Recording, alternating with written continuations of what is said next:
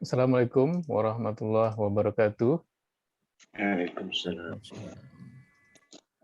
Alhamdulillah Rabbil Alamin. Wassalatu wassalamu ala asrofil anbiya wal mursalin wa ala alihi wa sahbihi ajma'in. Pertama-tama marilah kita mengucapkan rasa syukur atas nikmat yang telah Allah berikan kepada kita, nikmat kesehatan yang tentunya menjadi modal utama setiap manusia dalam melakukan kegiatannya di dunia ini. Kemudian nikmat waktu yang Allah berikan kemudahan bagi kita agar dapat berkumpul di majelis ilmu ini dan nikmat-nikmat yang lain, dan terutama adalah nikmat Islam yang alhamdulillah masih ada dalam sanubari kita dengan tauhid kepada Allah Subhanahu wa taala. Selain itu, salawat dan salam tak lupa kita ucapkan untuk junjungan kita, Nabi kita Rasulullah Shallallahu Alaihi Wasallam. Dengan selalu bersalawat, kita harapkan mendapat syafaat, dan itu yang kita tunggu-tunggu pada saat hari akhir kelak. Bapak dan Ibu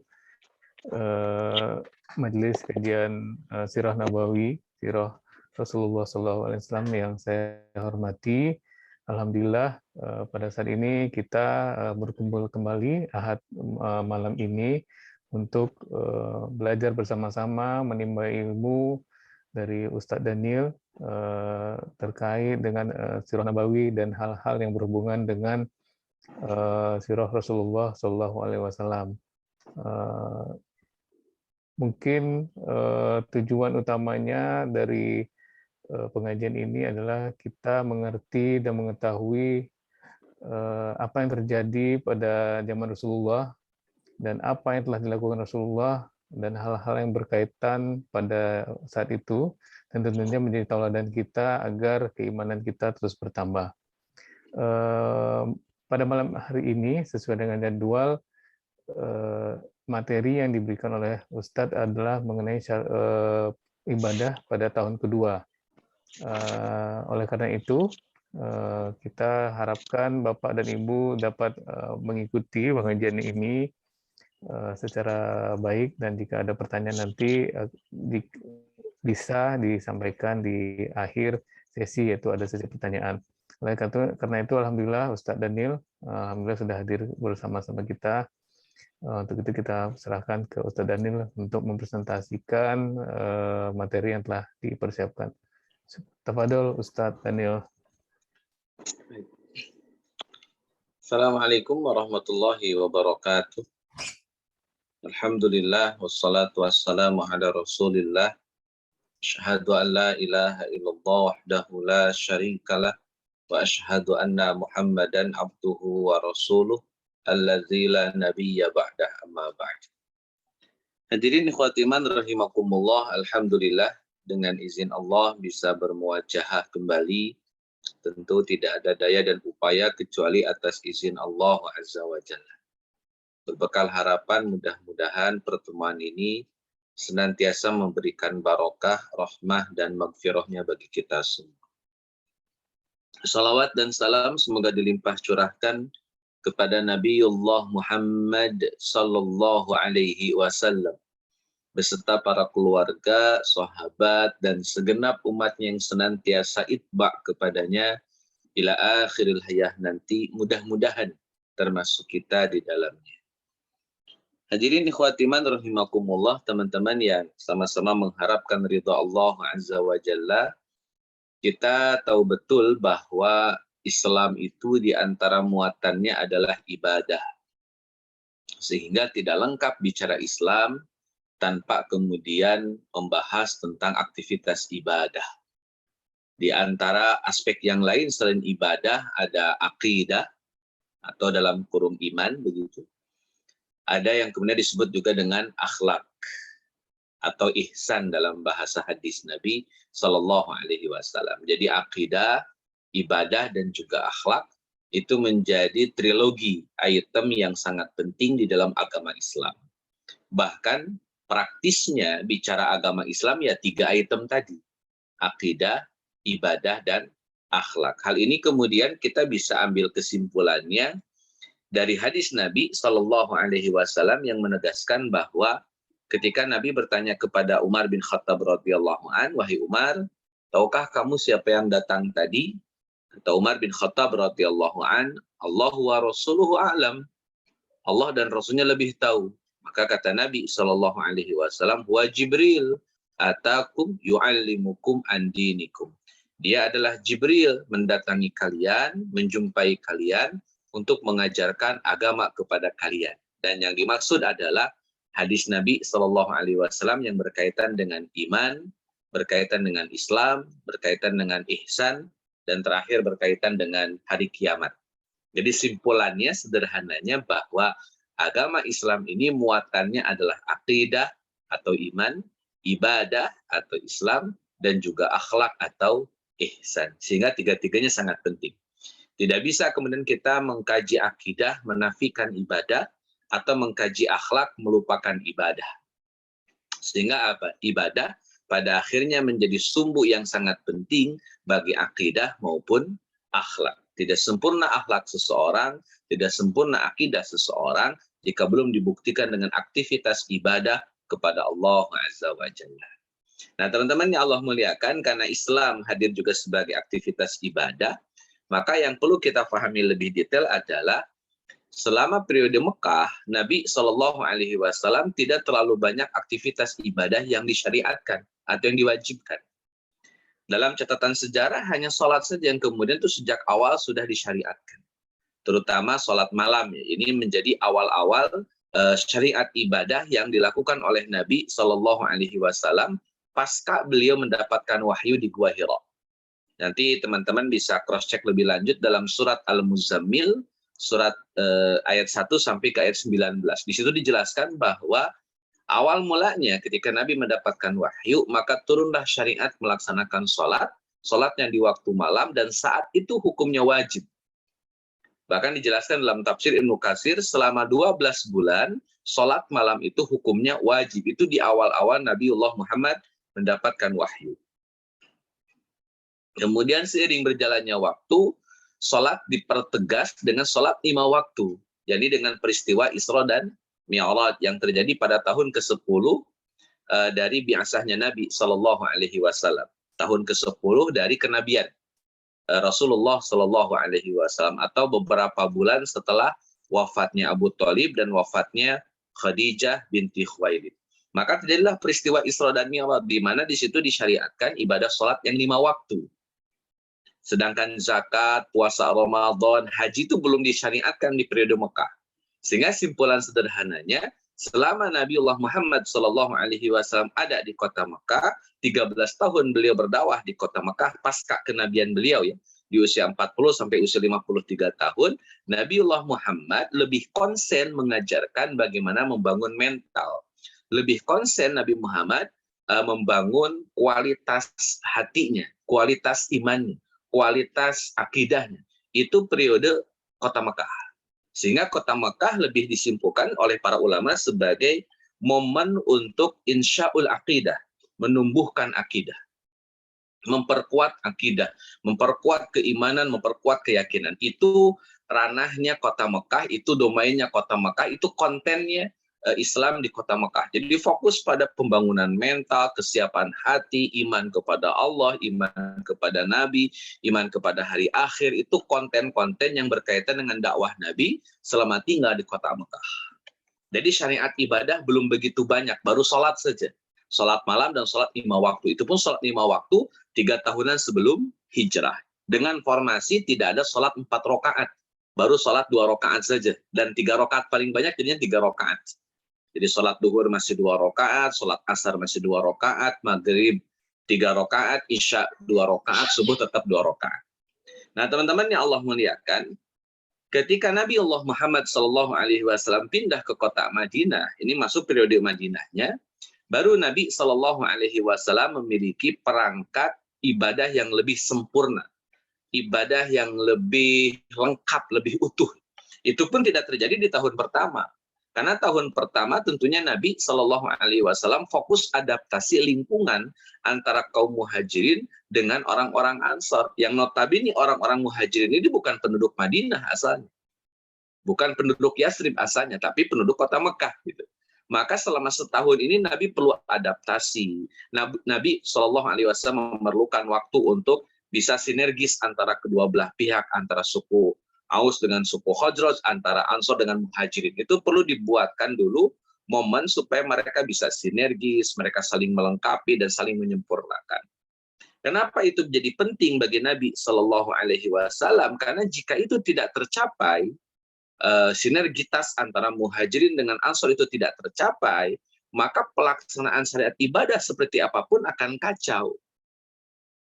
Karena kalau sudah tidak sepakat di awal dalam masalah-masalah tertentu, tentunya ini akan berdampak serius terhadap aktivitas ibadah yang akan Nabi nanti syariatkan melalui wahyu, atau yang Allah nanti akan syariatkan melalui lisannya Nabi Shallallahu Alaihi Wasallam. Maka sangat penting bagi Nabi untuk memastikan adanya sinergitas, adanya adaptasi yang pas antara Muhajirin dengan Ansor. Maka salah satu tindakan yang Nabi lakukan adalah mu'akha bainal Muhajirin wal Ansor. Maka dibuatkanlah sebuah kesepakatan, sebuah hubungan yang sangat erat antara Muhajirin dengan Ansor, yakni dengan dipersaudarakan.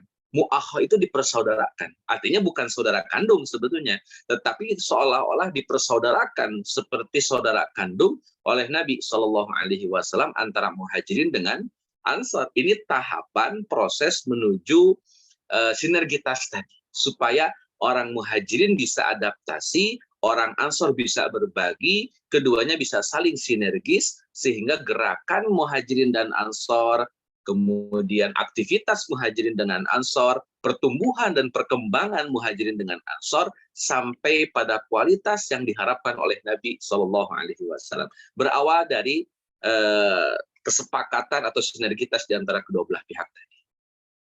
Nah, teman-teman yang Allah muliakan, baru di tahun kedua itu pelaksanaan ibadah disempurnakan oleh Allah Azza wa Jalla. Ini di antara beberapa terjadi sebelum Perang Badar Kubro. Di antaranya adalah perpindahan kiblat sholat dari Masjidil Aqsa ke Masjidil Haram. Kemudian yang kedua ada kewajiban puasa Ramadan. Yang tadinya puasa tidak ada kewajiban selama 1 bulan penuh. Di tahun yang kedua baru ada kewajiban puasa 1 bulan penuh.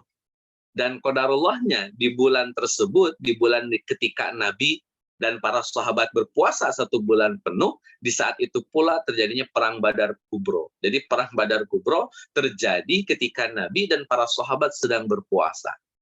Dan ya kita sangat bisa membayangkan dalam konteks biasa saja puasa itu cukup memberatkan ya. Cukup membuat lemas, membuat lelah gitu.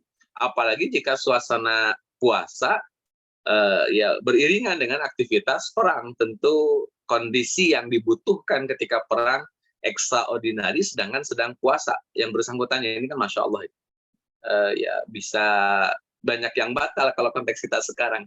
Dan ternyata di zaman sahabat pun demikian, di saat itu pun demikian. Ada beberapa sahabat yang akhirnya memutuskan harus berbuka puasa. Kenapa? Karena saking tidak kuatnya. Saking tidak kuat.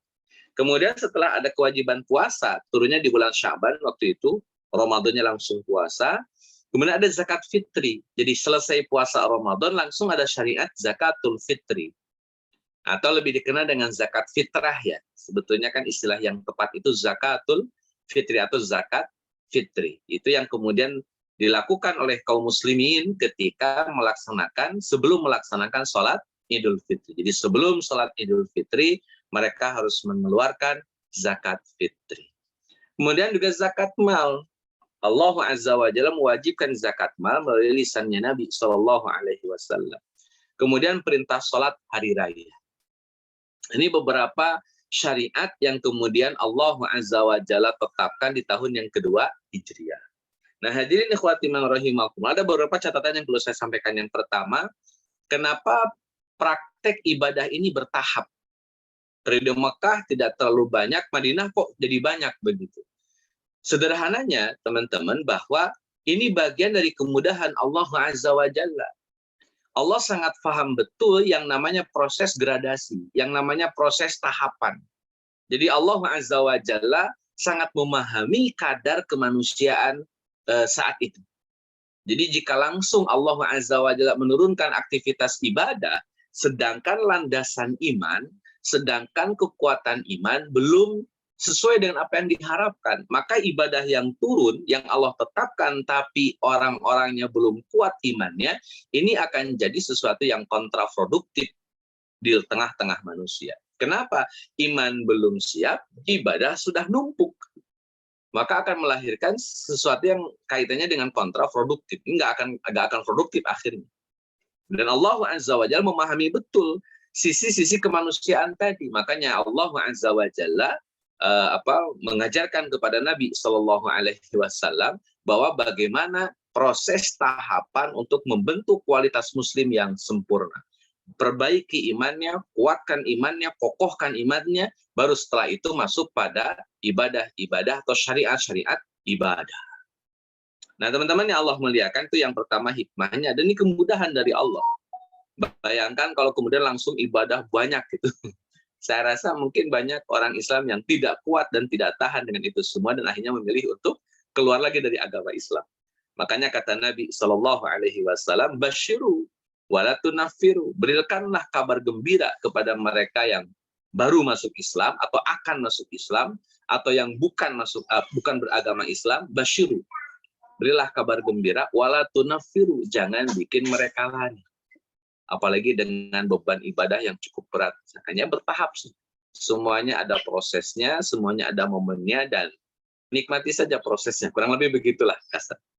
Nah, teman-teman yang Allah muliakan, kenapa iman dulu yang kemudian Allah tetapkan? Karena pada akhirnya ibadah sesulit apapun, jika landasan imannya sudah kokoh, maka seberat apapun ibadah, sedahsyat apapun ibadah, pasti bisa dikerjakan. Jika imannya sudah kuat, jika imunitas imannya sudah kuat, maka ibadah jenis apapun, seberat apapun, pasti bisa dikerjakan. Pasti. Jika kemudian imannya sudah kokoh atau kuat. Maka ya tetap yang mesti dibangun di awal adalah kekuatan imannya terlebih dahulu. Bahasa analoginya mungkin pesawat itu akan bisa landing jika airport-nya sudah sangat siap untuk menerima pesawat. Jadi landasannya harus sudah disiapkan dulu, baru bisa landing dengan baik. Saya rasa ini poinnya. Ibadah apapun itu bisa landing dengan baik kalau kokoh imannya, kuat imannya. Allah. Dan setiap syariat, teman-teman, pada akhirnya memiliki dampak sosial kemaslahatan bagi umat. Itu pasti. Tidak ada satupun syariat yang tidak punya dampak sosial. Pasti ada dampak sosialnya. Masalah ketemu atau belum ketemu itu lain persoalan, tetapi setiap syariat pasti memiliki dampak sosial. Tidak hanya dampak personal dia saja. Kalau orang mengerjakan syariat, dia mendapatkan pahala di sisi Allah Azza wa Jalla, itu pasti, insya Allah pasti dapat pahala. Tapi kalau bicara sosial, kan kadang-kadang nggak kelihatan dampak sosialnya apa dari sholat, dampak sosialnya apa dari zakat, dampak sosialnya apa dari haji. Tapi yang jelas, syariat pasti memiliki dampak sosial. Masalah ketemu atau belum ketemu itu lain persoalan.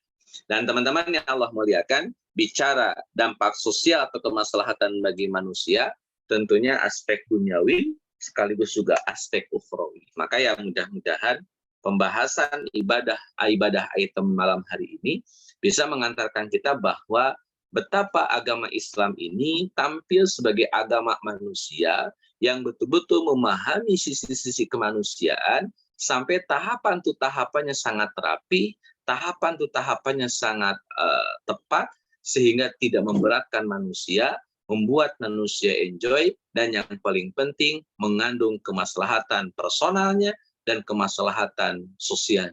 Dan ini fakta yang kita tidak bisa tolak dari agama kita. Allah. Baik teman-teman yang Allah muliakan, yang pertama berkaitan dengan perpindahan kiblat. Saya perlu sampaikan terlebih dahulu bahwa kiblat ini awalnya ke arah Masjidil Aqsa.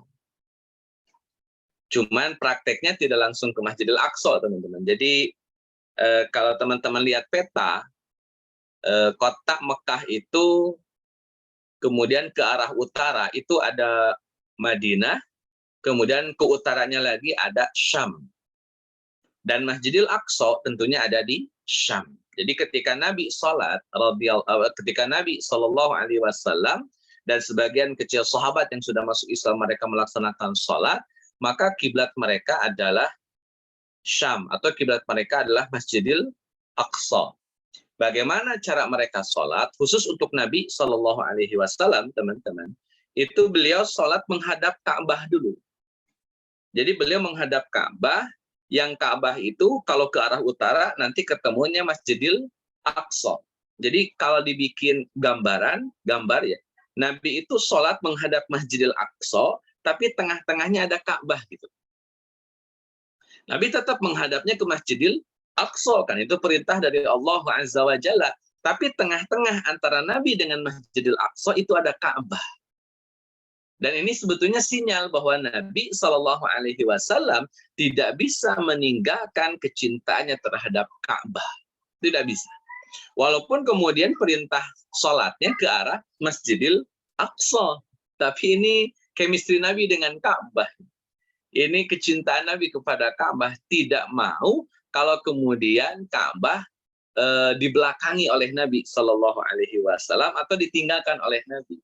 Karena kan kalau Nabi mau, ya yang penting kan menghadap Masjidil Aqsa, sekalipun kemudian harus membelakangi Ka'bah, ya kenapa tidak? Toh kan menghadapnya ke Masjidil Aqsa. Tapi Nabi tidak mau membelakangi Ka'bah, maka Nabi tetap menghadap ke Baitul Maqdis, ke Masjidil Aqsa, tetapi beliau selalu menempatkan Ka'bah di antara Nabi dan juga Masjidil Aqsa. Jadi Nabi, Ka'bah, Masjidil Aqsa. Nah, teman-teman yang Allah muliakan, hal ini oleh Nabi Shallallahu Alaihi Wasallam lakukan selama 16 bulan.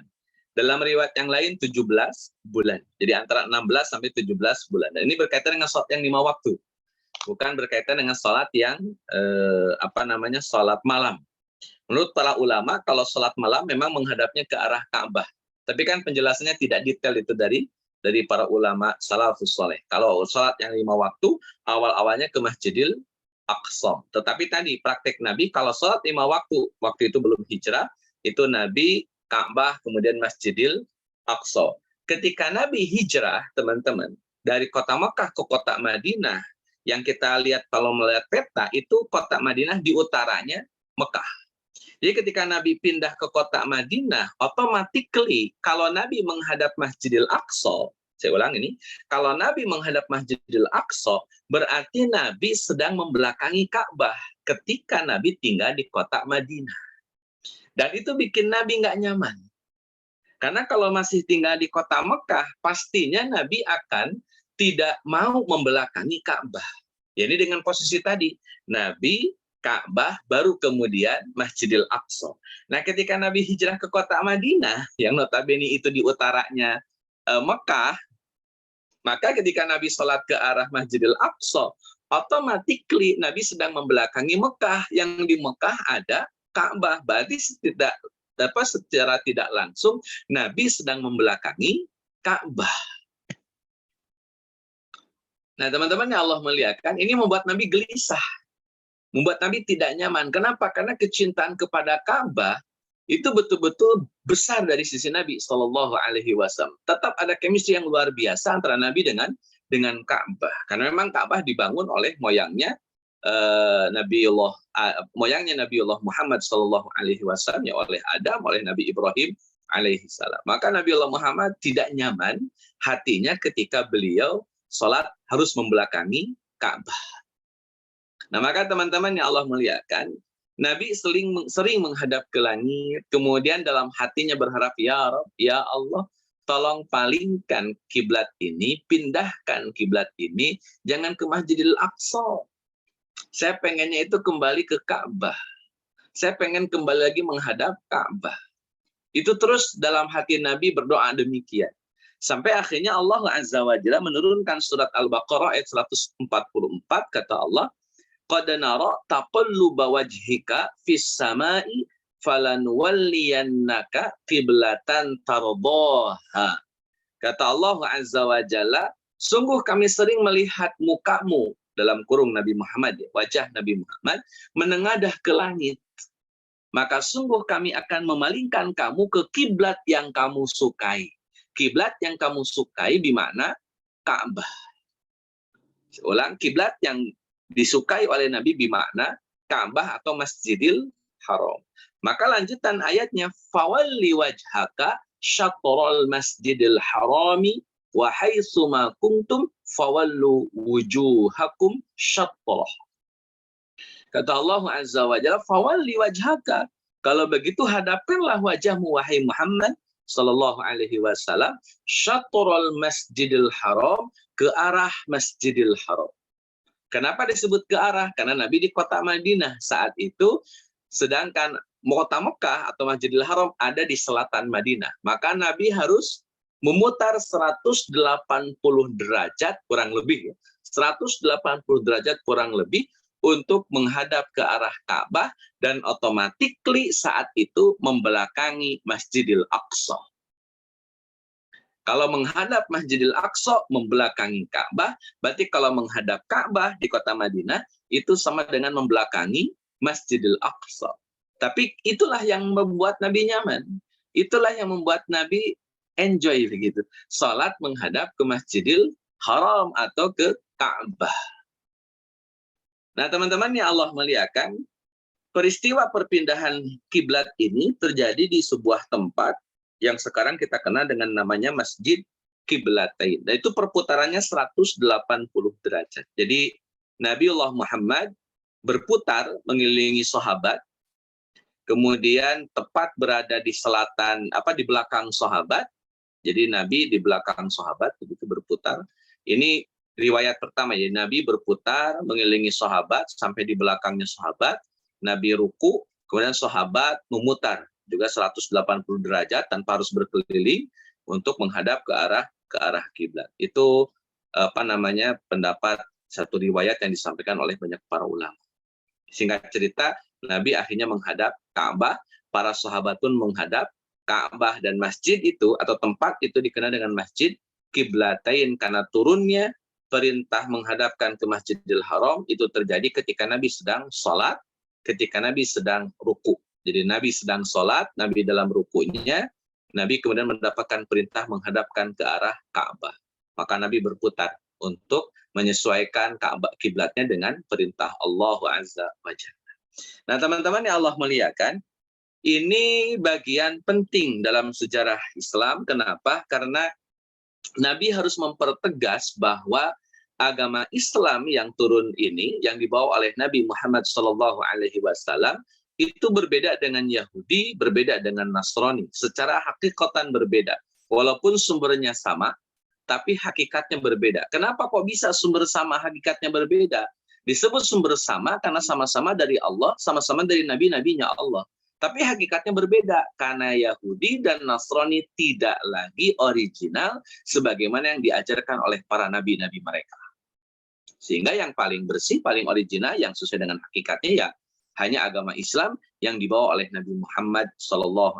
Jadi perpindahan Ka'bah ini, perpindahan kiblat ini, mohon maaf, itu punya penekanan bahwa Islam adalah agama yang original, tidak sama dengan agama Yahudi, tidak sama dengan agama Nasrani secara hakikatnya, walaupun sumbernya sama. Kenapa? Karena Yahudi dan Nasrani telah banyak penyimpangan di dalamnya, sedangkan agama Islam tidak ada penyimpangan di dalamnya. Justru Islam hadir sebagai peringatan bagi Yahudi, sebagai peringatan bagi Nasrani bahwa ini loh agamanya Nabi Ibrahim yang masih original, agamanya Nabi Ibrahim yang masih lurus, agamanya Nabi Ibrahim yang masih bersih dari segala bentuk penyimpangan. Yahudi dan Nasrani, ayo kembali kepada agamanya milah Ibrahim. Kalau bahasa Ali Imran itu, surat Ali Imran, ta'alau ila kalimatin sawa. Silahkan datang, silahkan kembali kepada kalimat yang sawa, kalimat yang sama antara Nabi SAW, Yahudi dan juga Nasrani. Itu gambaran dalam surat Ali. Baik teman-teman yang Allah muliakan, ini tambahan sedikit poin ya, saya rasa tentang fikihnya. Imam Al-Qurtubi menyampaikan di dalam salah satu kitabnya, kitab tafsir Imam Qurtubi ya. Beliau mengutip dari Ibnu Jurayj, dari Atha, dari Abdullah bin Abbas radhiyallahu an. Ini kutipan dari Ibnu Katsirnya, saya ambil dari kitab Ibnu Katsirnya, tidak langsung dari kitab Imam Qurtubinya ya.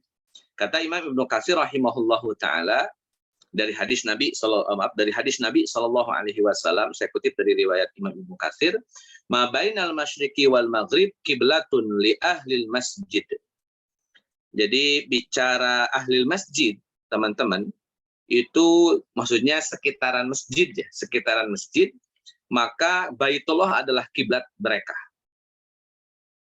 Jadi bagi orang-orang yang ada di sekitar Masjidil Haram, maka Masjidil Haramnya, Baitullahnya itu adalah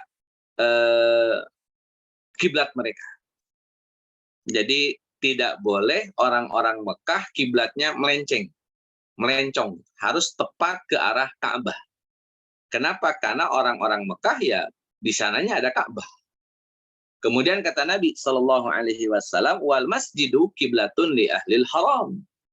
Adapun masjidnya, dalam kurung Masjidil Haramnya, jadi kalau orang yang sholat di Masjidil Haram, maka kiblatnya adalah Ka'bah. Tidak boleh orang sholat di Masjidil Haram, kemudian kiblatnya melencong. Itu nggak boleh. Harus pas ke arah Ka'bah. Dan posisi Ka'bah kan ada 4 penjuru, ada 4 sisi, sehingga nanti bentuknya akan memutar.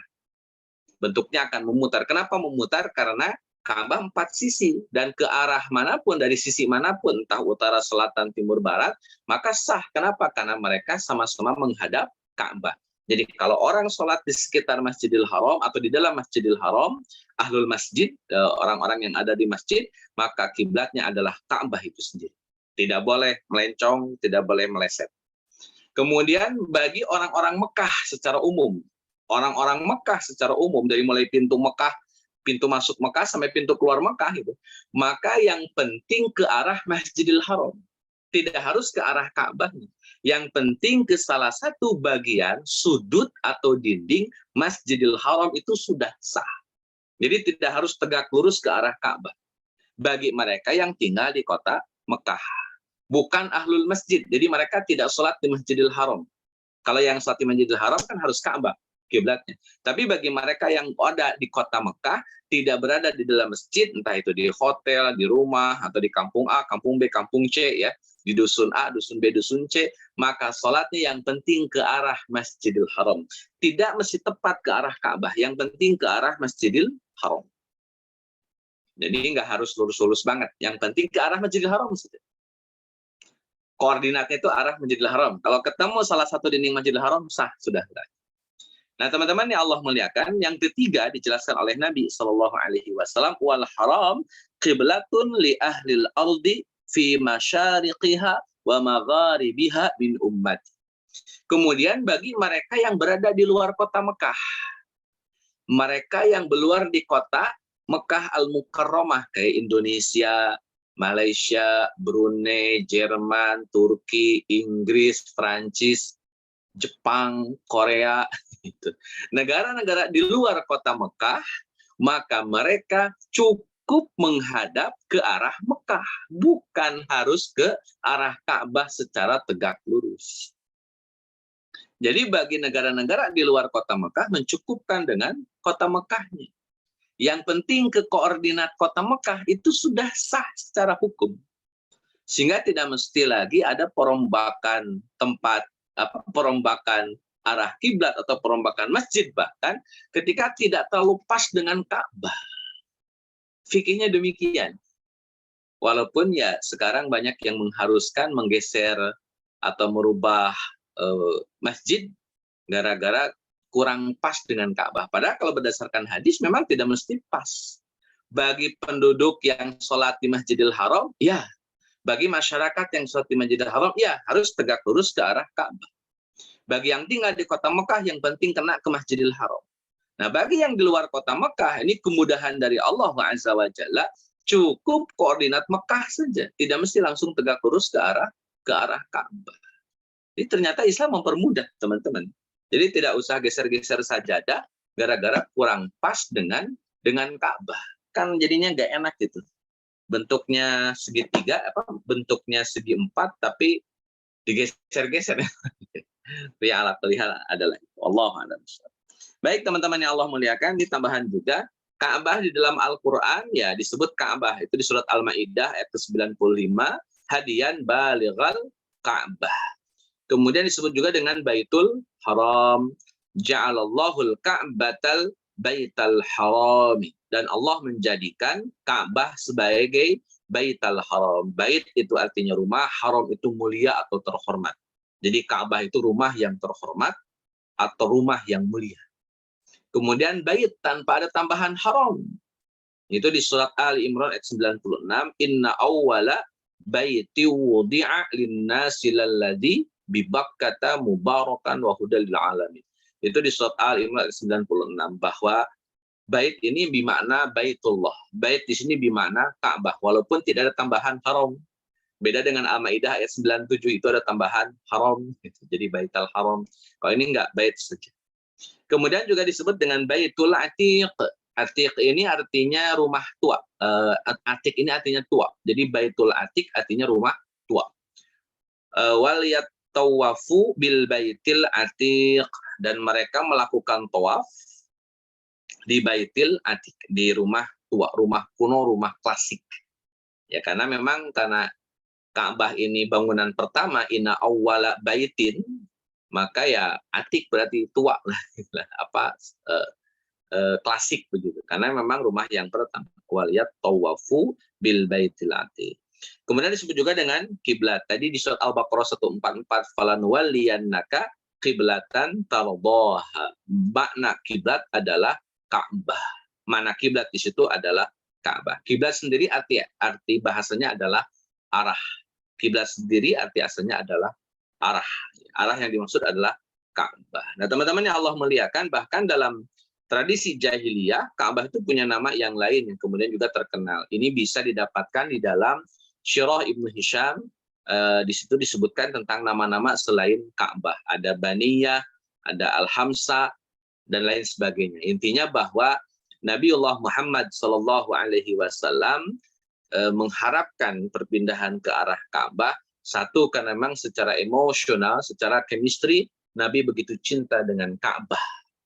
Bukan berarti Nabi tidak cinta dengan Masjidil Aqsa ya, tapi ini bicara kecintaan. Makanya tetap berbeda antara keutamaan Masjidil Haram dengan Masjidil Aqsa. Dan itu saya rasa dengan hadis cukup jelas, kata Nabi, Masjidil Haram itu kan kalau ibadah 1 rakaat itu sebanding dengan 100 ribuan ibadah atau sholat di tempat yang lain. Jadi jelas sangat beda lah secara keutamaan. Walaupun tidak lantas dipahami Nabi tidak suka Masjidil Aqsa, ya tetap Nabi cinta dengan Masjidil Aqsa, hanya bicara keutamaan, bicara kecintaan terhadap Ka'bah melebihi Masjidil Aqsa, melebihi Masjidin Nabawi. Wallahu a'lam.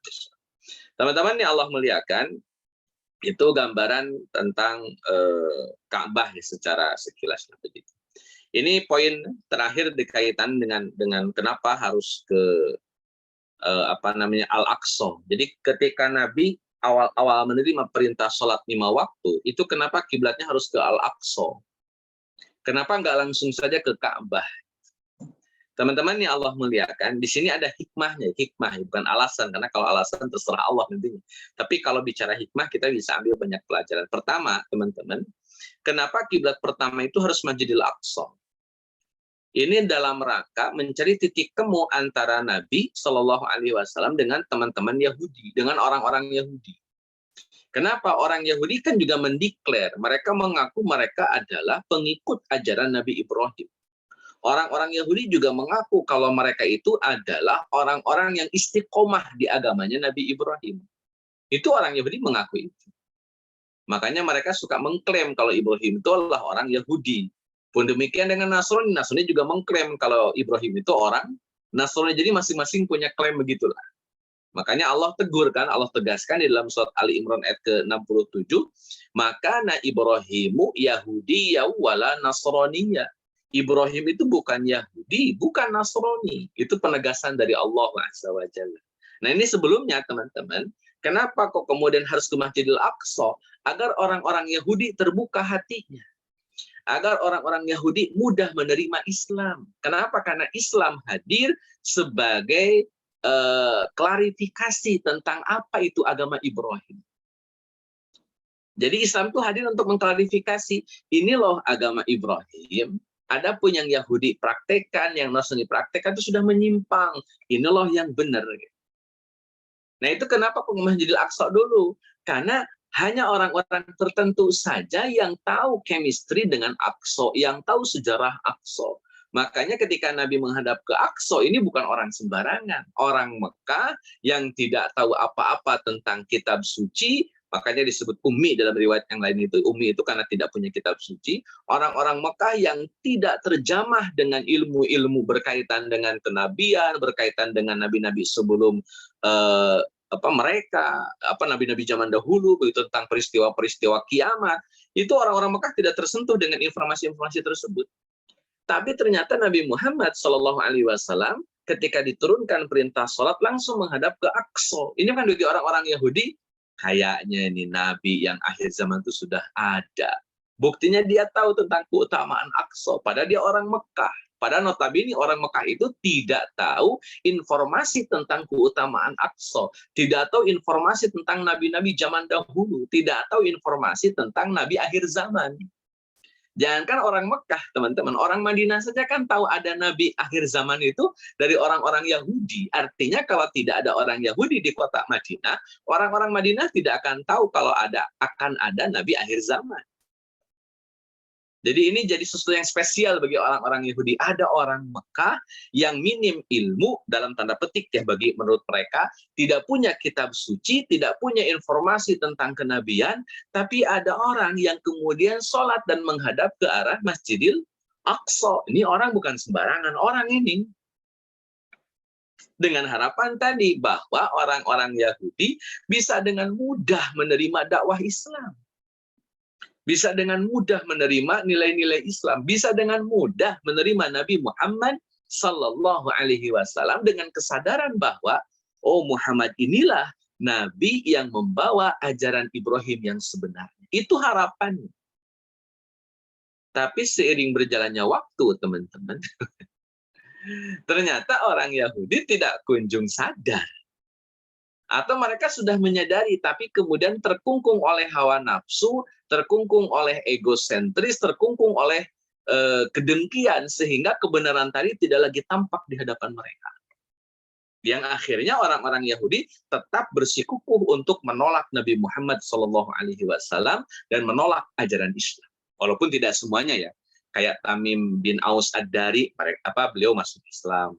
Kayak Abdullah bin Salam, beliau masuk Islam. Jadi banyak Yahudi yang juga masuk Islam di zaman Nabi Shallallahu Alaihi Wasallam, tetapi ya tidak semuanya lah, tidak mayoritas begitu. Kan mayoritasnya kan nanti kita bahas di perang Bani Quraidah dan juga Bani Nazir, kemudian perang Khaybar. Kita tahulah bagaimana Yahudi punya kelakuan. Nah teman-teman yang Allah muliakan, ketika Nabi menghadap ke Aqsa ada harapan tadi, tapi tidak kunjung berubah nih orang-orang Yahudi. Dikasih hati tapi nggak kunjung kemudian berubah juga.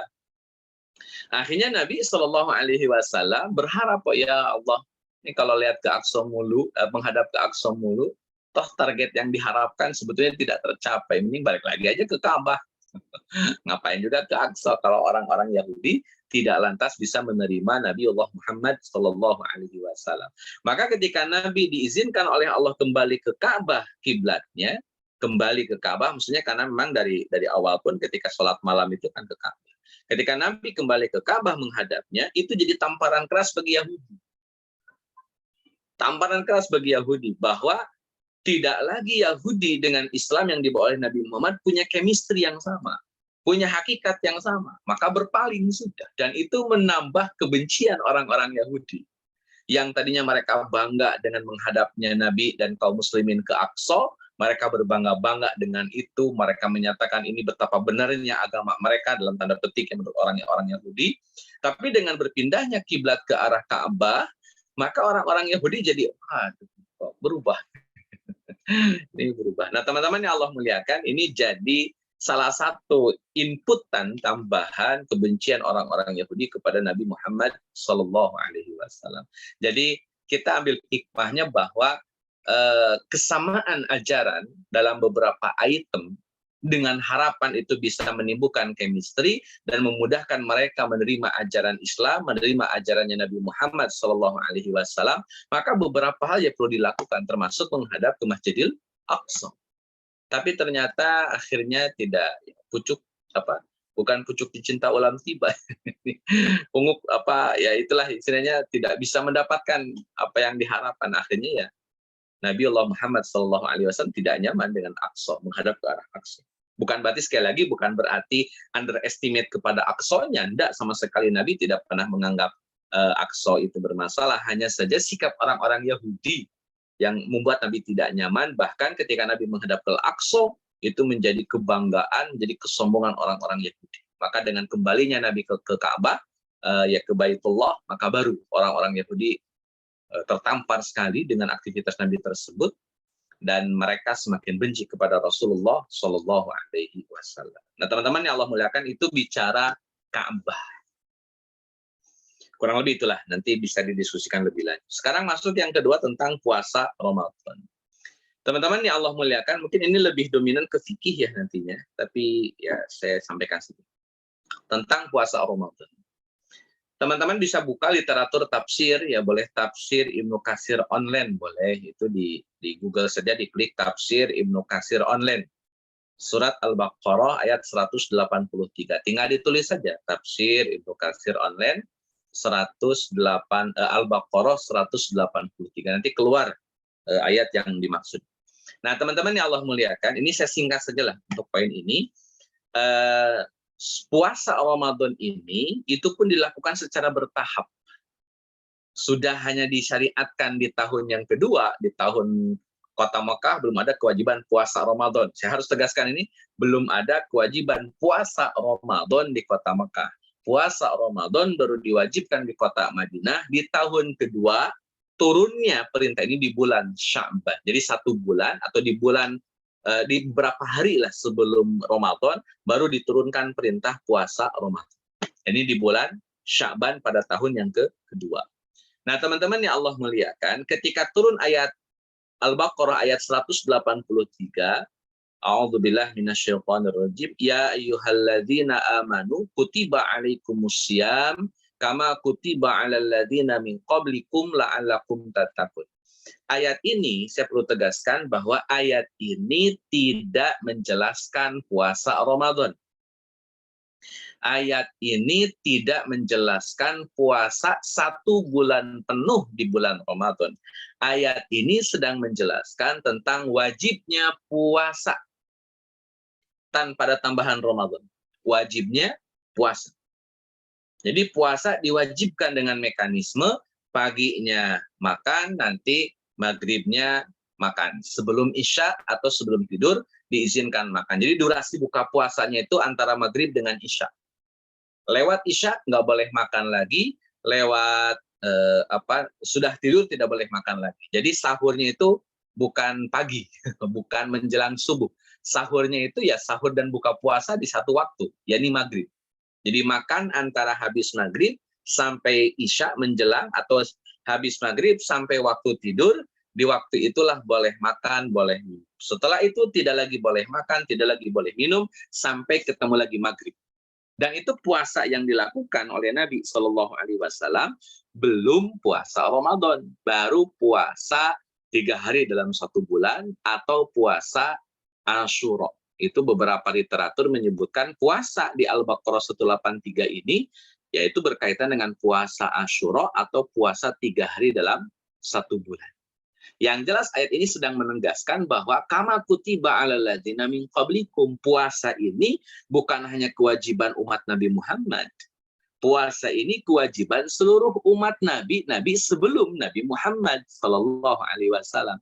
Dan itu perlu Allah sampaikan. Kenapa? Supaya kaum muslimin di zaman Nabi saat itu, termasuk zaman kita hari ini, itu memahami bahwa kamu jangan merasa berat, kamu jangan merasa susah. Kenapa? Lawang puasa ini sudah diwajibkan jauh sebelum kamu. Orang dulu saja kuat-kuat, kok masa kamu tidak? Dan itu menjadi motivasi para sahabat untuk senantiasa lebih baik dari umat-umat Nabi sebelum mereka. Wah, ini umat dulu juga ngerjain. Masa kita ngerjain tapi nggak bagus, kalah dong sama umat zaman dahulu gitu. Kurang lebih begitu. Sehingga mereka semangat untuk melakukan yang lebih baik daripada umat di zaman dahulu. Itu diantara hikmah kenapa disebutkan langsung oleh Allah kama kutiba 'alal ladzina min qablikum. Ini sudah diwajibkan jauh sebelum kalian ada. Nah, teman-teman yang Allah muliakan, saya tegaskan lagi, ayat ini tidak bicara puasa Ramadan, ayat ini sedang berbicara puasa Asyura atau puasa 3 hari dalam 1 bulan. Dan itu hukumnya wajib zaman dulu, hukumnya wajib. Hukumnya wajib. Dengan praktek seperti tadi. Nah, teman-teman yang Allah muliakan, kemudian di ayat 100 ini sebelum ya di ayat 184 atau sebelum ke situ, kata Hasan Al-Basri menegaskan memang benar demi Allah sesungguhnya ibadah puasa diwajibkan atas semua umat yang telah lalu. Sebagaimana hanya kita diwajibkan puasa sebulan penuh. Yang dimaksud dengan ayyam ma'dudat ialah hari-hari tertentu yang telah diketahui. Ini hanya ingin menegaskan bahwa puasa itu sudah ada, bahkan puasa Ramadan juga sudah ada di zaman-zaman dahulu, diwajibkan di zaman dahulu. Tetapi sekali lagi ayat tadi belum definitif memerintahkan puasa Ramadan. Baru puasa secara umum, baru puasa secara umum. Dijelaskan oleh hadis dari Nabi Shallallahu Alaihi Wasallam, puasa bulan Ramadan diwajibkan oleh Allah atas umat-umat terdahulu. Ini mempertegas saja bahwa puasa Ramadan memang sudah sejak zaman dahulu sudah ada. Dari zaman para nabi sebelum Nabi Muhammad Shallallahu Alaihi Wasallam. Sejak kapan pastinya? Wallahu a'lam, ini nggak dijelaskan lebih detail oleh para sahabat. Allah. Nah, teman-teman yang Allah muliakan, di Al-Baqarah 184 ini kaitannya dengan rukhsah ya. Rukhsah bagi mereka yang tidak puasa 3 hari dalam 1 bulan atau tidak puasa Asyura. Ini ketentuannya. Bagi mereka yang faman kana minkum maridhan, bagi mereka yang sakit, maka boleh tidak puasa. Ini fokusnya dulu ke Asyura dan 3 hari puasa dalam 1 bulan. Mereka tidak bisa puasa gara-gara sakit, maka nggak usah puasa. Atau gara-gara safar, maka tidak usah puasa. Fa'idatu min ayamin ukhor, atau ganti di hari yang lain. Kalau ternyata mengganti di hari yang lain juga tidak bisa, ini saya harus tegaskan pun ini, kalau tidak bisa mengganti di hari yang lain, maka jawaban Quran adalah silahkan membayar fidyah. Ayat ini teman-teman yang Allah muliakan, itu sedang mempertegas bahwa jika sakit atau jika safar harus diqadha. Jika sakit dan safar harus diqadha. Itu ketentuan yang pertama. Yang kedua, jika berat atau tidak mau melakukan puasa, misalkan nggak mau qadha juga nih. Jadi sakit, nggak sakit, nggak safar, dalam keadaan mukim dan sehat, terus nggak mau puasa, nggak mau qadha juga, ya sudah, fidyah saja bayarnya. Tapi ini berlaku di ayat 184 dulu. Jadi ayat 184 ini belum berbicara puasa Ramadan, prakteknya begini teman-teman. Kalau sakit dan safar boleh tidak puasa, ganti di hari yang lain. Itu satu ketentuan. Yang kedua, kalau dia tidak sakit dan tidak safar, artinya dia sehat dan dia mukim, kemudian dia tidak mau puasa atau berat puasa, maka tidak usah puasa. Cukup bayar fidyah saja. Jadi nggak mau puasa, nggak mau qadha, maka cukup bayar fidyah. Ini catatannya, bagi yang sehat dan tidak safar. Jadi dulu syariatnya demikian. Mereka yang sehat dan tidak safar, mereka terus tidak mau puasa, tidak mau qadha, maka silahkan bayar fidyah. Ini penegasan di surat Al-Baqarah 183 dan 184. Nanti silakan teman-teman baca tafsirnya langsung. Kemudian yang lansia dan perempuan juga sama, boleh tidak puasa dan ganti dengan fidyah. Jadi rumusannya gini teman-teman, rumusannya. Yang pertama, rukhsah ini, bagi yang sakit, bagi yang safar harus qadha. Awalnya gitu. Harus qadha. Satu. Yang kedua, yang sehat dan yang tidak safar, terus tidak mau puasa, maka silahkan bayar fidyah. Nggak mau puasa, nggak mau qadha, maka silahkan bayar fidyah. Termasuk yang hamil dan lansia, silahkan hamil menyusui dan yang lansia silahkan bayar fidyah. Jadi sederhananya gini teman-teman, Al-Baqarah 183 dan 184 tidak ketat prakteknya. Jadi masih tahapan-tahapan kewajiban masih tidak ketat.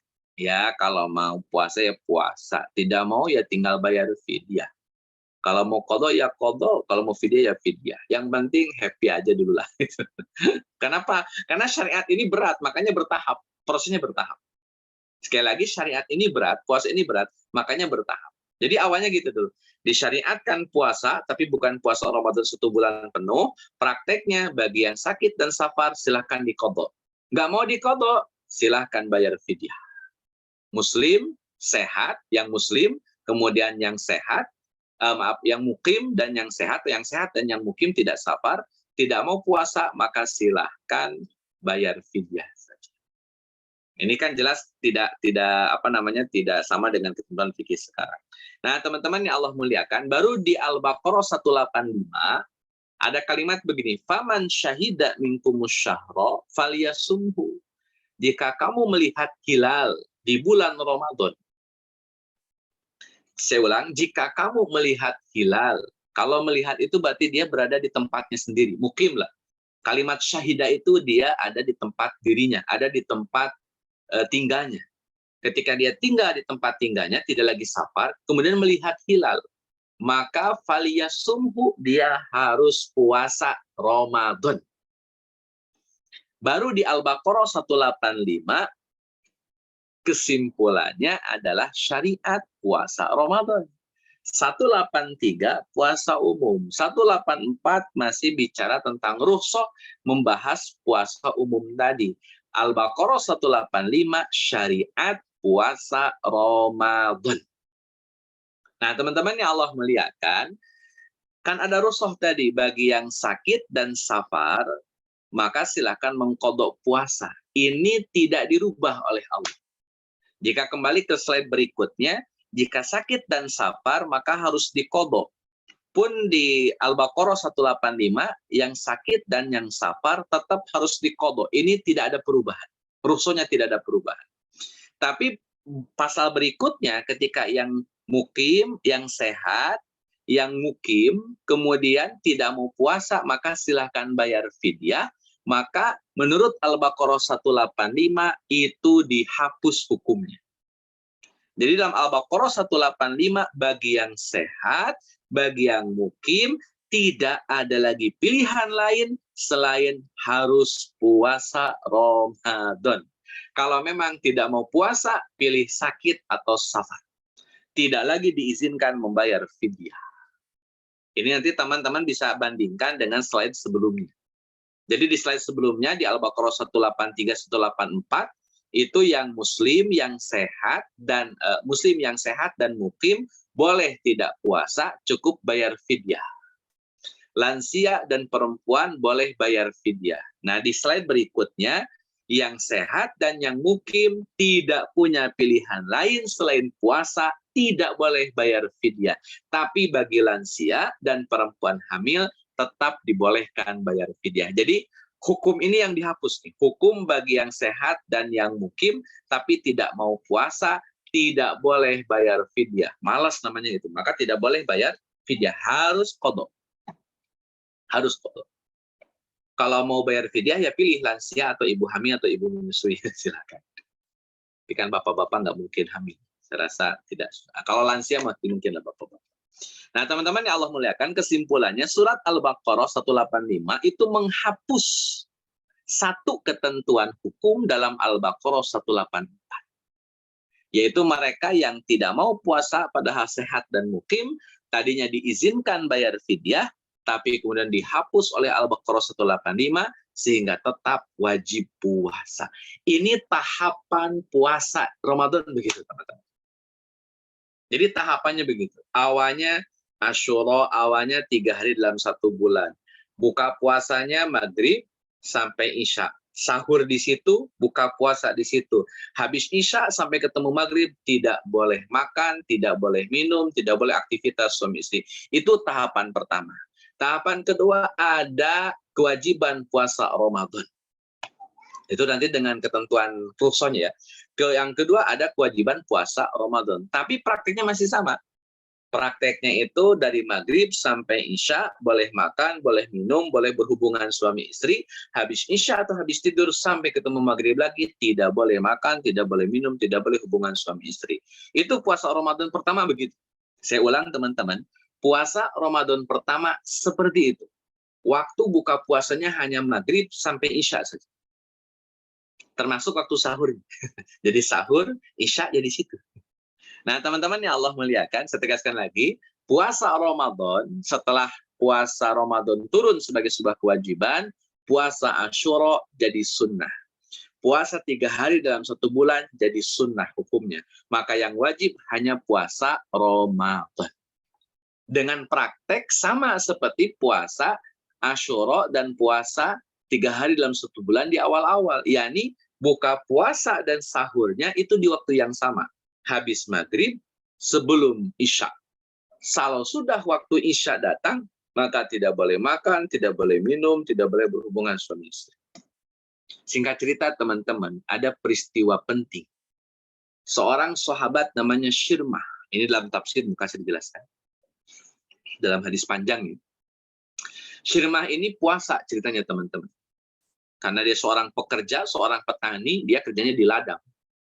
Sampai menjelang berbuka puasa. Maka dia pulang sebelum maghrib. Ketika dia pulang sebelum maghrib, dia ketemu istrinya, kata Syirmah, punya makanan apa kita malam hari ini untuk buka puasa? Kata istrinya Syirmah, waduh, maaf bang, belum masak. Ya saya keluar dulu ya, cari sesuatu untuk bisa dimasak, kurang lebih begitulah. Maka Syirmah selesai sholat maghrib, itu belum buka puasa. Kemudian beliau rebahan, teman-teman. Sudah sholat maghrib, berarti kan durasi makan semakin berkurang ini. Karena waktu limitnya sampai isya. Limitnya itu sampai isya. Maghrib sudah sholat maghrib, tapi belum ada makanan karena isinya masih keluar untuk cari makanan. Akhirnya Syirmah rebahan, Syirmah itu tiduran. Qadarullah dia ketiduran sampai lewat waktu isya dan dia belum makan apa-apa.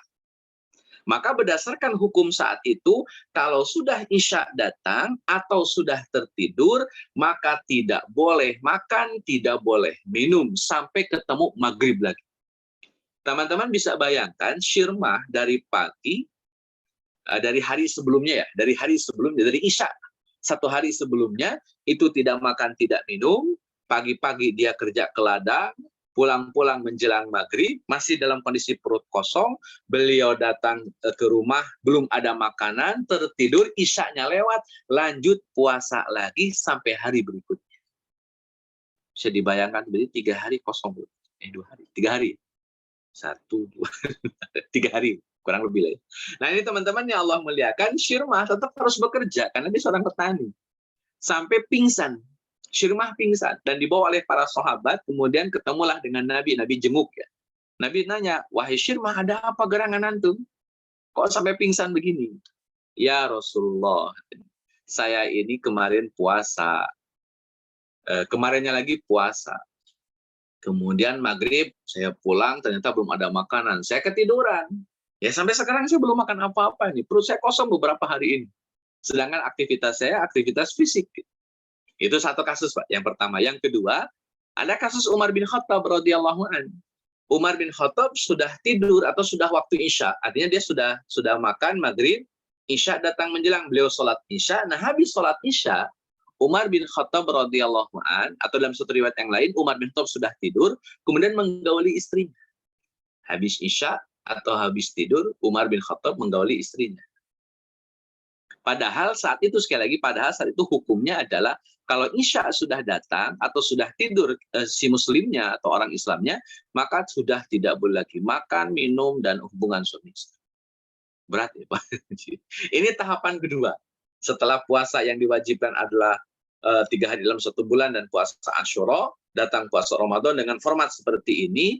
Akhirnya teman-teman yang Allah muliakan, Allah Azza wa Jalla menurunkan surat Al-Baqarah 187. Intinya adalah uhilla lakum lailatos siyamir rafasu ila nisaikum. Ini mengomentari Umar ini. Kata Allah Azza wa Jalla, dihalalkan waktu malam untuk berbuka puasa. Dihalalkan waktu malam, untuk ar-rafasu.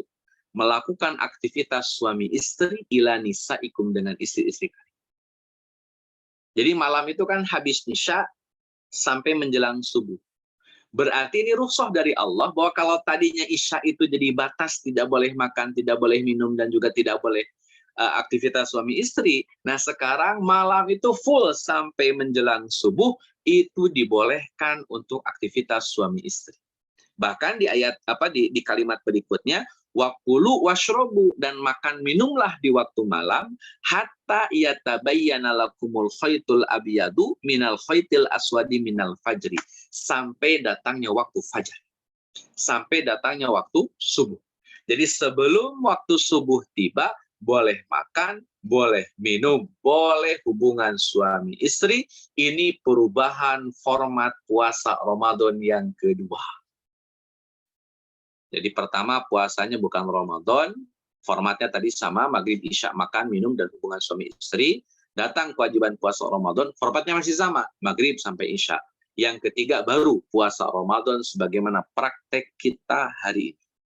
Nah teman-teman yang Allah muliakan, setelah turunnya Al-Baqarah 187, maka sekarang campurilah mereka, ini artinya ya, campurilah mereka, kemudian makan minumlah sampai menjelang waktu fajar, waktu subuh. Sebelumnya, jika seseorang sudah tidur atau sudah sholat isya, maka diharamkan baginya makan, minum, dan mendatangi istri sampai malam berikutnya. Berarti waktu makan hanya setelah maghrib hingga sholat isya. Itu waktu puasa Ramadan di awal-awal. Teman-teman bisa bayangkan, perang Badar itu waktu puasanya masih seperti itu. Makanya mereka memaksa buka puasa. Karena tidak sanggup untuk melakukan puasa ketika sedang berperang. Itu tahun kedua. Sejak turunnya Al-Baqarah 187, maka puasa Ramadan berlaku sebagaimana puasa yang kita laksanakan hari ini. Tujuan dasar syariatnya memberikan kemudahan bagi manusia. Ya, jadi Islam itu hadir yang memberikan kemudahan dan bertahap. Mudah bertahap. Baik teman-teman yang Allah muliakan, jam 9 lebih 10, saya rasa itu dulu barangkali. Barangkali ada yang mau didiskusikan, silakan. Ada pertanyaan atau apa? Fadhol, silakan. Allah. Sebelum lanjut.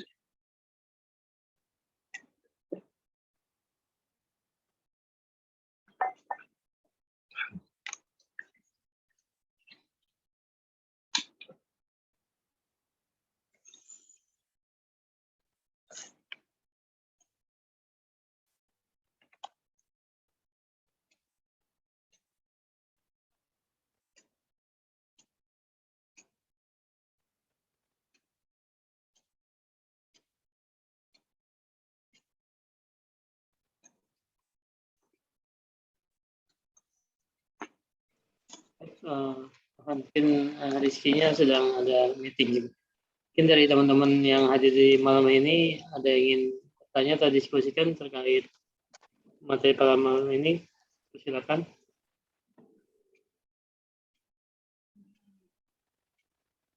Atau sekalian dilanjut dulu. Padahal pada mungkin lanjut dulu, Ustaz. Baik. Teman-teman yang Allah muliakan, itu di syariat puasa ya. Jadi ada 3 tahapan tadi. Dan itu bisa teman-teman baca lengkap di dalam Tafsir Ibnu Katsir di surat Al-Baqarah 183, 184 sampai 185, 187, 5 ayat itu berbicara tentang syariat puasa Ramadan. Teman-teman yang Allah muliakan, itu di zakat fitri, kemudian di syariat yang ketiga. Jadi setelah adanya puasa Ramadan, maka disyariatkanlah zakatul fitri, dan hukumnya wajib. Hukumnya wajib. Itu sebagaimana di dalam hadis muttafaq alaih disebutkan dari Ibnu Umar radhiyallahu anhuma bahwasanya faradha Rasulullah sallallahu alaihi wasallam zakatul fitr. Nabiullah Muhammad telah memfardukan, telah mewajibkan zakat fitri so'an minat tamar. 1 so' dari tamar. Tamar itu kurma kering. Au so'an min sa'ir, atau 1 so' sa'ir. Sa'ir itu gandum yang kering ya. Alal abdi wal hurri, yang berlaku atau dibebankan, diwajibkan atas seorang hamba dan seorang yang merdeka. Jadi mau hamba sahaya, mau orang merdeka, wajib bayar zakat fitri. Wal zakari wal unsa, laki-laki maupun perempuan. Tidak ada perbedaannya masalah zakat fitri, laki-laki yuk bayar, perempuan yuk bayar. Wasagiri wal kabiri, anak kecil maupun anak dewasa, orang dewasa. Makanya ini jadi kaidah fikih nantinya bahwa kalau yang dizakati itu sudah lahir, misalkan kan kita dengan anak kecil kan terhitung ketika dia sudah lahir. Apa kalimat saghir ini bimana bayi yang baru lahir menurut sebagian ulama. Sehingga kalau dia sudah lahir ke dunia, misal dia lahir tanggal 30 Ramadan di waktu asar, maka dia wajib zakat fitri. Jika dia lahir subuh di tanggal 1 Syawal, dia wajib zakat fitri. Yang tidak wajib zakat fitri ketika bayi ini lahir tanggal 1 Syawal, tapi sudah pelaksanaan sholat Id. Kalau sudah dilaksanakan sholat Id, bayi ini baru lahir, maka tidak ada kewajiban zakat fitri. Karena zakat fitri harus dikeluarkan ketika sebelum pelaksanaan sholat Id. Makanya dalam hadis, was-saghiri, anak kecil wajib zakat fitri. Wal kabiri, dan orang yang dewasa, itu tetap pastinya wajib untuk mengeluarkan zakat fitri. Minal muslimina, yang penting catatannya dia muslim. Wa amara biha an tu'adda qabla khurujin nasi ila shalah. Dan Nabi memerintahkan supaya mengeluarkan zakat fitri atau menunaikan zakat fitri atau menyerahkan zakat fitri kepada para mustahik qabla khurujin nas ila shalah, sebelum manusia keluar untuk melaksanakan sholat. Jadi zakat fitri berbagi makanan di hari raya Idul Fitri. Catatan pentingnya teman-teman bahwa jangan sampai ketika hari raya Idul Fitri itu ada rumah yang tidak makan. Ada rumah yang tidak bisa menikmati makanan. Ada rumah yang kelaparan. Ada orang yang tidak makan ketika hari raya Idul Fitri. Maka tidak boleh ada orang yang melaksanakan Idul Fitri dan di rumahnya tidak ada sama sekali makanan. Harus ada makanan. Caranya bagaimana? Zakat fitri itu hadir supaya setiap orang punya makanan ketika mereka melaksanakan atau merayakan hari raya Idul Fitri. Itu poinnya. Nah, teman-teman yang Allah muliakan, di hadis yang lain Nabi SAW tegaskan dari Abdullah bin Abbas radhiyallahu an, kata Nabi, kata Abdullah bin Abbas, farada Rasulullah sallallahu alaihi wasallam zakat al-fitri. Nabi mewajibkan zakat fitri tuhratan lis-shaim.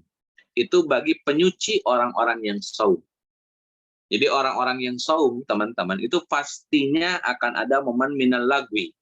Ngomongnya ngomong yang tidak berguna. Atau warrafas, ngomong kotor. Maksud ngomong kotor tuh kayak nyindir-nyindir istrinya, atau ya kalimat-kalimat khusus lah antara suami dan istri begitu. Atau ya nyindir dalam artian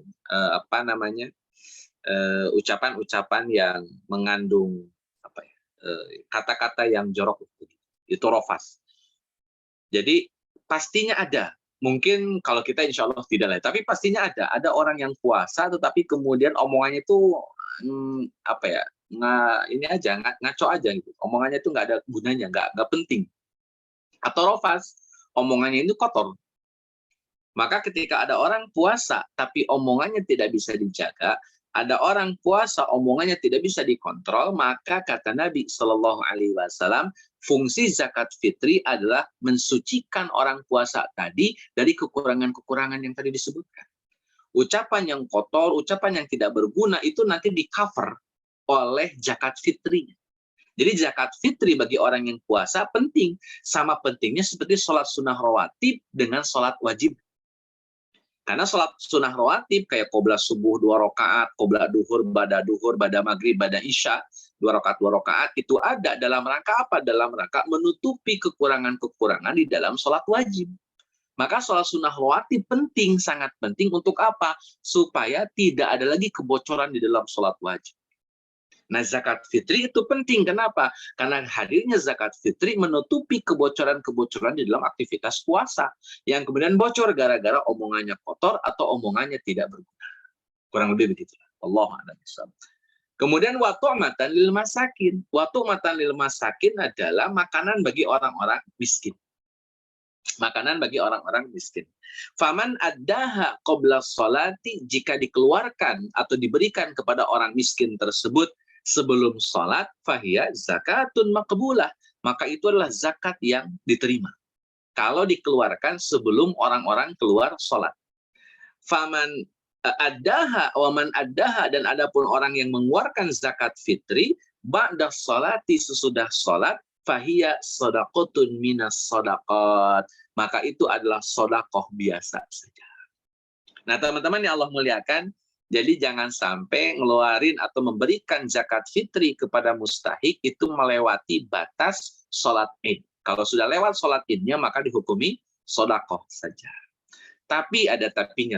Para ulama memberikan sebuah mekanisme yang saya rasa sangat relevan ya, begitu bagi masyarakat kita hari ini. Ada beberapa mustahik zakat, teman-teman, terutama di daerah Jakarta, yang ketika sebelum sholat id mereka pada pulang kampung. Hanya mereka tidak hadir di tempat tersebut untuk pembagian zakat. Tapi mereka dapat zakat harusnya, karena mereka katakanlah du'afa misalkan. Tapi mereka nggak ada, mereka pulang kampung. Ya, atau mereka pergi kemana lah, ke sanak familinya, sehingga tidak merayakan Idul Fitri di situ. Sedangkan mereka dapat dana zakat sebagai mustahik zakat fitrah, karena mereka miskin misalkan. Nah, terus ini bagaimana kondisinya? Nah, ini teman-teman yang Allah muliakan, para ulama membolehkan adanya akad wakalah.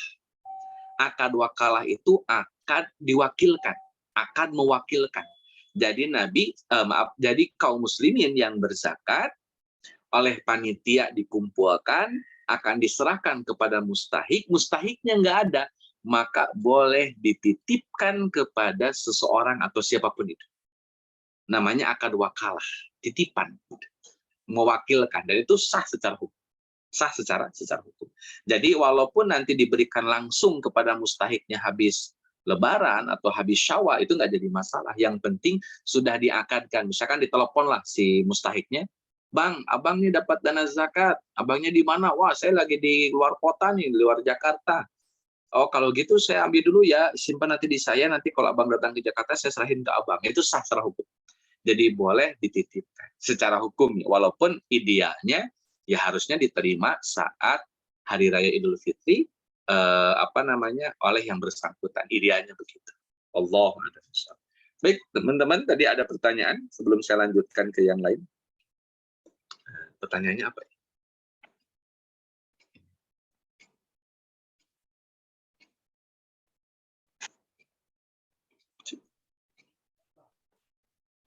Baca dulu.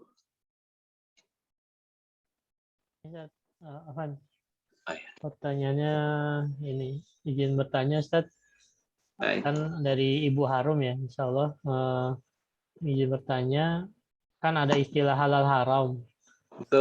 Tadi Ustaz jelaskan Ka'bah disebut Baitul Haram. Ini beda tulisannya atau cara bacanya aja, A dengan O saja atau bagaimana Ustaz? Terima kasih. Terima kasih. Halal haram dengan Baitul Haram sama redaksinya, Bu. Sama-sama haram. Jadi haram yang dipakai di halal haram itu sama juga yang dipakai untuk Baitul Haram. Jadi redaksinya sama, katanya sama, diksinya sama. Ha, ro, alif, dan mim. Haram. Terus maknanya tadi beda, Ustaz. Kalau Baitul Haram kan jadi rumah yang mulia, rumah yang terhormat. Sedangkan kalau kita bicara makanan, misalkan ini makanan halal, ini makanan haram. Kok haram di situ identik sesuatu yang hina, identik sesuatu yang tidak baik, identik sesuatu yang tidak boleh. Ini gimana cara mendudukkan kaidahnya, cara mendudukkan diksi bahasa? Saya jawab begini, Bapak Ibu yang Allah muliakan. Kalimat haram secara bahasa adalah mulia dan terhormat. Jadi secara bahasa, haram itu artinya mulia atau terhormat. Kenapa disebut Baitul Haram? Karena rumah ini mulia dan terhormat. Kenapa makanan babi misalkan disebut makanan haram? Karena ketika kita meninggalkan babi, kita terhormat dan mulia. Jadi haram ini dinisbatkan kepada makanan yang haram, perbuatan yang haram, itu akan jadi kehormatan bagi yang bersangkutan, akan jadi kemuliaan bagi yang bersangkutan manakala ditinggalkan. Manakala ditinggalkan. Kalau Baitul Haram akan jadi kemuliaan, baitnya ini sudah sesuatu benda yang sangat mulia dan sangat terhormat. Tapi bukan untuk ditinggalkan kalau yang Baitul Haram, untuk didekati justru. Dan kita beribadah di sekitarnya. Khusus untuk hal-hal yang haram atau perbuatan yang haram atau makanan yang haram, maka dengan meninggalkan itu semua, maka kita termasuk orang yang mulia dan terhormat sebagaimana makna haram, jadi mulia dan terhormat. Jadi secara diksi sama, secara diksi sama, dan itu tidak lantas kemudian ketika kita sebut ini makanan haram, maka istilah haram jadi jelek, sudah. Justru haram tetap mulia, tetap terhormat ketika ditinggalkan oleh pelakunya. Jadi babi ini haram, babi ini makanan yang terhormat kalau ditinggalkan, atau pelakunya menjadi terhormat manakala meninggalkan babi, meninggalkan makanan yang diharamkan. Jadi para ulama lebih menisbahkan haram dalam perbuatan dan makanan kepada pelakunya manakala mampu meninggalkan perkara-perkara tadi. Kalau baru mampu meninggalkan, maka jadi mulia dan terhormat. Kalau tidak mampu meninggalkan, ya tidak mulia dan tidak terhormat, kurang lebih. Jadi secara makna sama-sama mulia dan sama-sama terhormat. Tidak ada perbedaan, hanya saja penggunaan diksinya. Kalau nisbat kepada bait, berarti rumah ininya yang mulia dan terhormat. Tapi kalau ke babi, bukan babinya yang mulia dan terhormat, tetapi ketika pelaku atau orang atau manusianya mampu meninggalkan daging babi, dia menjadi terhormat dan mulia karenanya di sisi Allah Azza wa Jalla. Wallahu a'lam.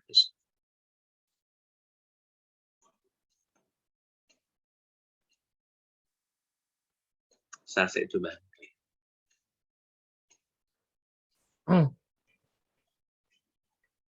Baik, Mas Rizky sudah join lagi. Baik. Ya, Mas. ya Mas.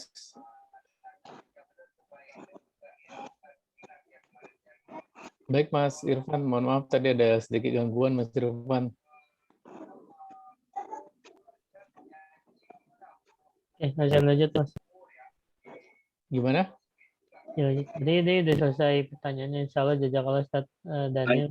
Saya selesaikan dulu barangkali ya, sampai biar tinggal 2 slide lagi Ustaz ya, lanjut yang Idul Fitri. Baik, teman-teman yang Allah muliakan, setelah zakat fitri ya tentunya hari raya Idul Fitri lah begitu ya. Di situ ada beberapa ketentuan dari Nabi Shallallahu Alaihi Wasallam. Ini saya langsung rangkum saja. Pertama, hari raya Idul Fitri ada hari raya makan-makan. Jadi waktunya makan-makan di Idul Fitri. Jadi boleh berlebihan dalam makan-makan ketika Idul Fitri. Hari raya Idul Fitri jatuh pada tanggal 1 Syawal. Kemudian Nabi Shallallahu Alaihi Wasallam makan beberapa butir kurma sebelum berangkat ke tempat sholat, dalam kurung musola. Jadi tempat sholat itu namanya musola. Ini nanti apakah musola masjid itu sama atau beda? Yang jelas musola itu dulu di zaman Nabi bentuknya lapangan, bukan bangunan. Jadi musola di zaman Nabi bentuknya lapangan, bukan bangunan. Jadi Nabi SAW makan dulu sebelum berangkat ke tempat sholat dalam kurung musola, dalam kurung lapangan. Nabi memilih jalur yang berbeda antara berangkat dan pulang dengan berjalan kaki. Sunnahnya jalan kaki. Sholat Idul Fitri sunnahnya jalan kaki. Kecuali kalau Idul Fitrinya jauh. Misalkan Idul Fitrinya di Bandung. Kita tinggal di Jakarta. Ya jangan jalan kaki lah. Karena nggak mungkin nyoba. Susah. Salat dilakukan sebelum khutbah disampaikan. Jadi praktek sholat Idul Fitri, sholat dulu baru khutbah. Di zaman Muawiyah sempat dilakukan khutbah dulu baru sholat. Tapi ini jelas ditentang oleh para sahabat. Allah. Salat dilakukan tanpa didahului azan iqomah terlebih dahulu. Jadi nggak ada sholat dulu, nggak ada iqomah dulu, nggak ada azan dulu. Itu menjadi menjadi syariat ketentuan di dalam sholat hari raya. Takbirnya 7 kali di rakaat pertama dan 5 kali di rakaat yang kedua. Tapi ini ada perbedaan ya di kalangan para ulama. Sebagian ulama tetap 1 kali takbir. Allahu a'lam.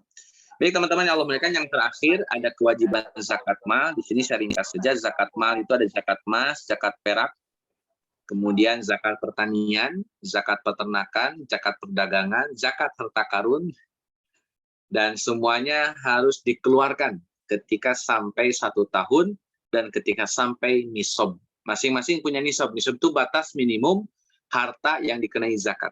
Jadi batas minimum harta yang dikenai zakat itu dikenai ketentuan harus bayar zakat. Kalau sudah terhitung 1 tahun, namanya haul. Nisab itu batas minimum zakat, haul durasi 1 tahun. Itu menjadi syarat pelaksanaan zakat, kecuali zakat harta karun. Tidak mesti nunggu 1 tahun dan tidak mesti nunggu ada nisab. Dapat berapapun harta karun, keluarkan 20%. Itu dalam zakat harta karun. Tapi yang lainnya kayak zakat perdagangan itu dikiaskan kepada zakat mal. Kemudian zakat peternakan itu ada ketentuannya dari Nabi, kalau 5 sampai 24 ekor unta, maka zakatnya 1 ekor kambing. Kemudian zakat pertanian juga sama sampai ke angka 560 kg. Itu batas minimum dikenai zakat pertanian. Kemudian zakat emas dan perak nisabnya minimal 85 gram emas atau sekitar berapa ya? 200 dirham kalau perak dan 200 dinar kalau emas. Itu syarat minimumnya. Itu yang kemudian ada di zaman Nabi Shallallahu alaihi wasallam ketetapan. Dan terakhir teman-teman, mustahik zakat mal ada 8, itu di surat At-Taubah ke-60. Kemudian mustahik infak, ya, ada lagi mustahik infak ya. Itu di Al-Baqarah 215. Prinsipnya adalah kesiapan untuk memberi. Terlepas apapun nama atau istilah, bisa infak, sodako, hibah, wakaf, hadiah, atau yang lainnya, yang jelas konsepnya adalah memberi, given, investasi di akhirat. Nah, teman-teman yang Allah muliakan, ini semua disyariatkan oleh Allah Azza wa Jalla di tahun yang kedua. Hikmah terbesarnya adalah ketika puasa hadir sebagai aktivitas yang diwajibkan, maka lahirlah rasa saling menghormati, rasa saling menghargai, orang kaya menghargai orang miskin menghargai orang kaya, mencintai orang kaya. Kenapa? Karena baru tahu orang-orang kaya bahwa puasa 1 bulan penuh itu cukup berat.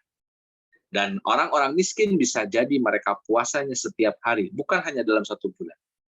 Jadi orang-orang kaya lebih care, lebih perhatian, lebih sayang sama orang-orang miskin. Kenapa? Karena lapar itu tidak enak. Maka mereka akan berusaha supaya mengantisipasi yang namanya kelaparan. Makanya dalam hadis di awal-awal, ketika Nabi datang ke kota Madinah, wa'at imut to'am, berbagilah makanan.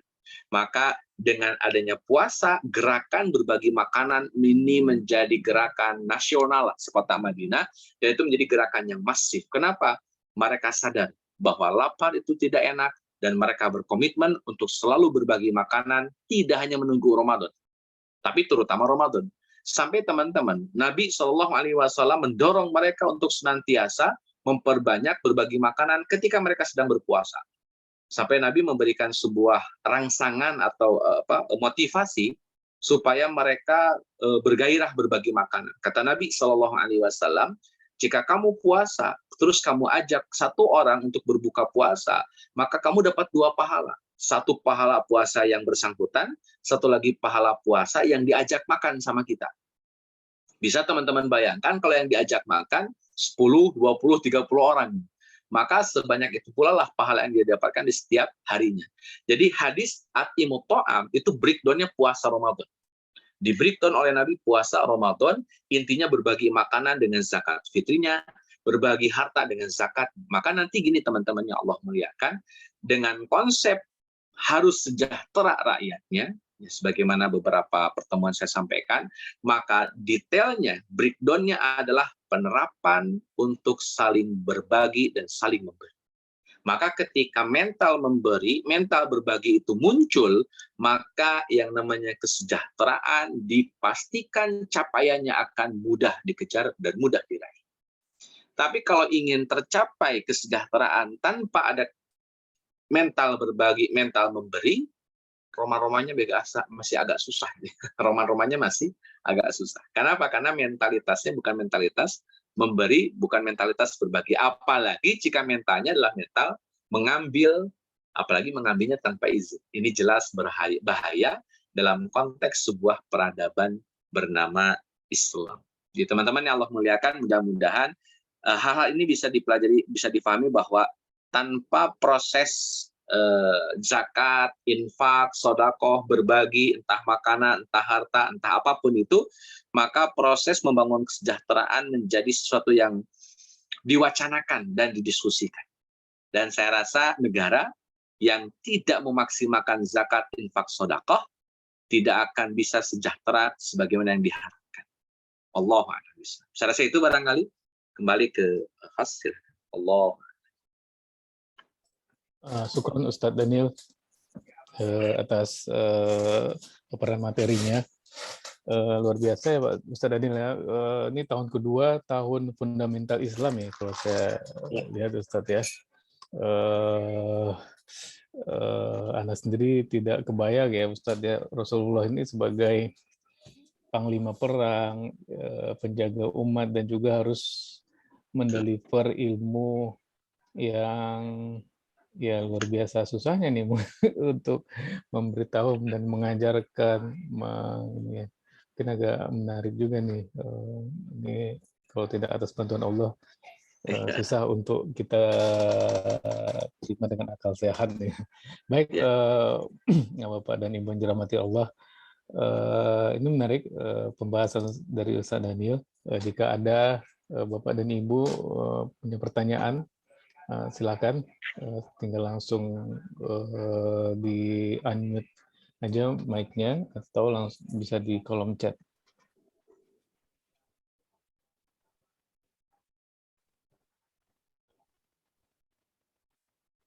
Saya mau mancing pertanyaan dulu ya Ustadz ya. Pak Rizky sudah ada pertanyaan Pak Rizky tadi. Ini ya Ustadz ya, ini apa namanya? Saya kalau mengikuti kajian Rasulullah ini selalu membayangkan dengan kondisi sekarang Ustadz. Contohnya satu mengenai perubahan kiblat ya Ustadz ya. Ya.